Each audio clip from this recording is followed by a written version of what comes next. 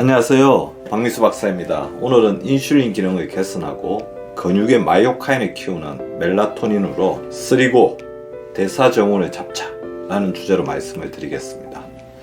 저번 멜라토닌의 항산화 캐스케이드 능력에 대해 많은 분들이 관심을 보여주셨는데요.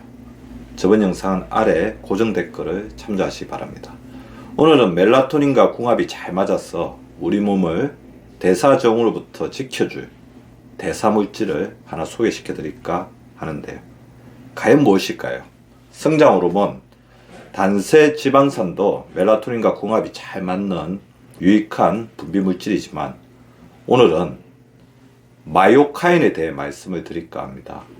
이전부터 서서히 중요성을 인정받아오다 폭발적으로 관심이 증대되고 있는 멜라토닌에 이어 마이오카인은 최근에서야 그 정체가 밝혀진 호르몬 유사 물질입니다. 우리가 가장 두려워하는 질환은 무엇일까요? 암이나 치매를 비롯하여 많은 질환들이 있겠지만 저는 급작스럽게 건강에 재앙으로 다가오는 심근경색, 뇌졸중 등의 혈관 질환 등을 들고 싶습니다. 이 질병들의 씨앗이 바로 대사증후군입니다. 대사증후군은 명칭 그대로 우리 몸의 신진대사에 눈에 띄는 장애가 발생하여 고혈압, 당뇨, 고지혈증, 지방간, 수면 무호흡증 등의 연쇄적인 다발성 질환을 부르는 만병의 근원이라고 할 수가 있습니다. 대사 기능이 떨어지니까 심한 무력감, 의욕 상실, 체력 저하와 운동 능력 감소를 일으켜서 만성질환은 더 악화되며 몸 전체의 염증 수치가 올라가는 전신 만성 염증과 혈액 응고, 기능 이상 등이 함께 나타나게 됩니다. 종착역은 뇌심혈관 질환의 폭발적인 증가로 인한 수명의 단축입니다. 그만큼 무서운 질병이 대사증후군인데요. 대사증후군의 기전으로 인슐린 저항성이 꼽히죠. 인슐린은 췌장에서 분비되는 호르몬으로 주로 간, 근육, 지방 조직 등의 세포 안으로 당이 흡수되도록 하여 혈당을 낮추는 작용을 하게 됩니다. 인슐린 저항성이란 인슐린에 대한 신체의 반응이 감소한 상태를 말합니다. 즉, 우리 몸이 신체가 인슐린을 거부하는 상태입니다. 당이 세포로 들어가지 못하니 혈액의 혈당이 높아져 혈관은 손상되고 세포는 에너지 저하에 시달리게 되죠. 특히 내장 비만은 만성염증 상태를 유발해서 대사증후군을 일으키는 주요한 원인입니다. 그 밖에 유전적 요인, 교감신경계를 자극하는 만성적인 스트레스, 신체 활동의 감소와 운동 부족, 미토콘드리아 기능 이상 등이 대사증후군의 원인으로 지목되고 있습니다. 대사증후군을 예방하고 치료하기에 많은 분들이 고심하고 계시는데요.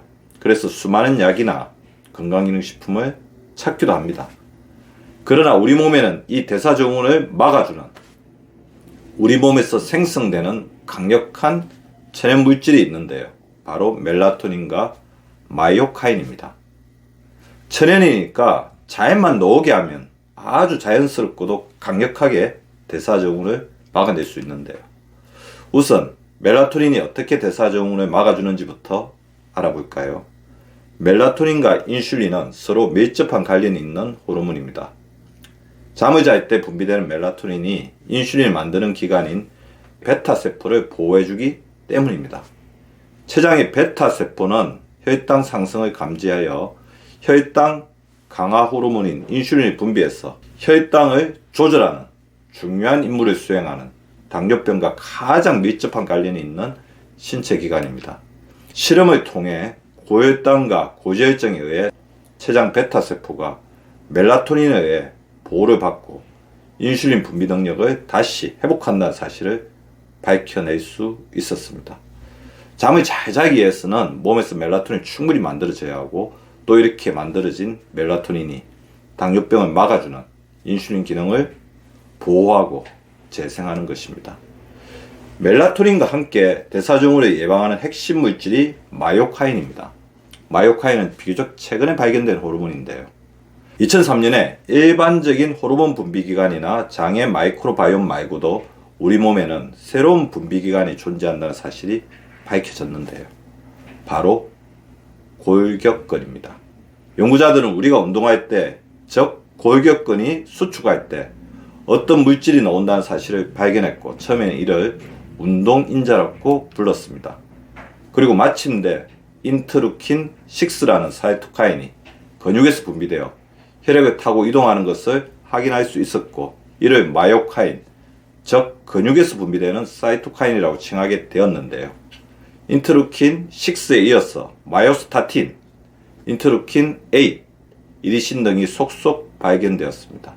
최근 마이오카인이 더욱 각광받는 까닭은 근육 섬유에서 분비되는 단백질인 마이오카인이 근육세포를 직접적으로 성장시키면 물론 혈류를 타고 이동하면서 당뇨 비만을 개선시키고 고혈압을 예방하며 마이오카인의 일종인 인터루킨 6, 인터루킨 8 등은 암세포의 정식을 억제하고 심지어 암세포를 사멸시키는 기능이 있다는 사실이 속속 밝혀지고 있기 때문입니다. 근감소증이 초미의 관심사가 되고 있는 초고령화 시대에 마이오카인이야말로 정말 구세주와 같은 존재가 아닐 수 없습니다.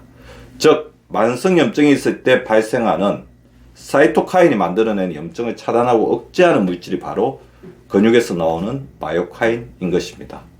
마이오카인 중 최근에 주목을 받고 있는 이리신을 알아볼까요? 2012년도 네이처에 논문이 실리면서 그 실체가 드러난 이리신은 운동할 때 근육에서 만들어지는 FNDC5라는 단백질이 잘린 조각인데 이리신은 혈관을 타고 지방 조직으로 이동해 백색 지방을 갈색 지방으로 바꿔주면서 열 생성을 촉진하게 됩니다.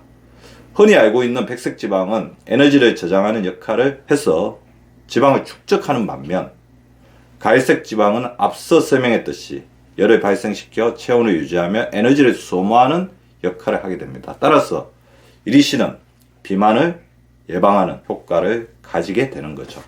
이렇게 마이오카인은 근육을 늘리고 지방을 태우는 역할을 하면서 인슐린 보호에 대사증후를 막아주는 최고의 파수꾼 역할을 하게 되는 것입니다. 그리고 중요한 사실이 이 두 가지 건강물질 멜라토닌과 마이오카인은 모두 운동을 통해서 더 잘 만들어진다는 사실인데요. 마이오카인, 인터루킨 6의 경우에는 운동 직후의 발현량이 휴식 시에 비해 혈중 농도가 100배 이상 증가한다는 것이 연구에서 밝혀진 바 있습니다.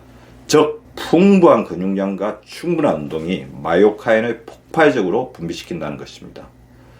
근육에서 마이오카인이 원활하게 분비되려면 근육의 피로물질로부터 잘 보호하고 손상된 근육을 잘 재생시키는 것이 중요한데요. 이때 핵심적인 역할을 할 수 있는 것이 바로 멜라토닌입니다. 멜라토닌은 다음과 같은 기전으로 근육을 보호합니다. 첫 번째, 항산화 효과죠. 멜라토닌은 운동 중이나 운동 후에 생성되는 과도한 활성산소로부터 근육세포를 보호합니다. 항염 효과입니다. 운동으로 인한 근육 손상과 염증을 줄이는데 도움이 될 수 있습니다. 근육 기능 및 대사의 조절입니다. 멜라토닌이 근육 내 에너지 효율성을 증가시키고 지방산의 산화를 촉진하여 근육 내 에너지 사용을 최적화할 수 있습니다. 근육 회복 및 재생 촉진입니다.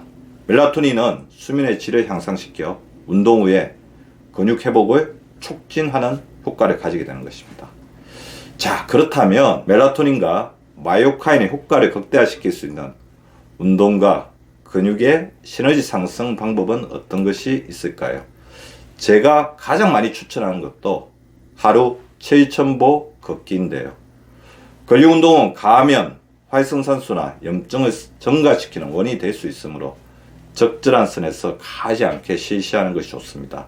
주 3회 정도 1시간 선에서 가지 않게 근력 운동을 실천하는 것이 좋습니다.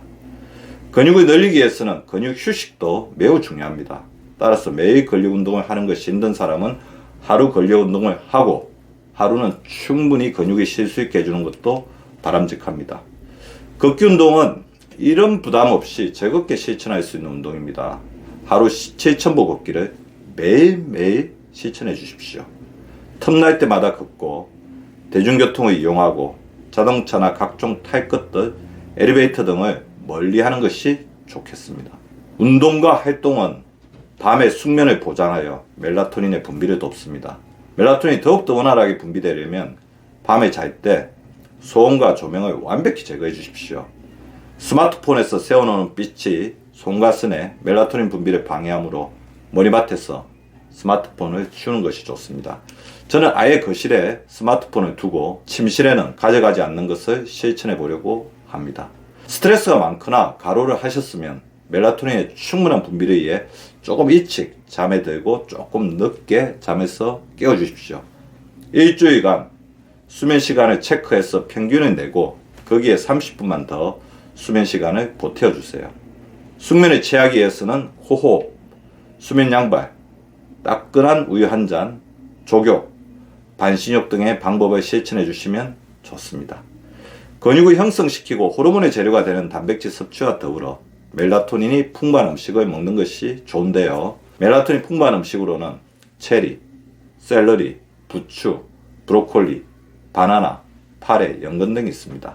멜라토닌의 경우에는 그동안 멜라토닌 전문 의약품으로 처방전이 있어야만 구매가 가능했으나 최근에는 식물에서 추출한 식물성 멜라토닌이 개발되어 국내에서도 일반 식품으로 온라인 등에서 구매가 가능하게 되었으니 참고하시기 바랍니다. 오늘은 멜라토닌과 마이오카인의 선순환 향상법에 대해 말씀을 드렸습니다. 멜라토닌, 마이오카인, 수면, 근육의 선순환을 이루는 우리 구독자분들 되시기를 진심으로 바랍니다. 건강은 행복입니다. 오늘도 시청해 주셔서 감사합니다.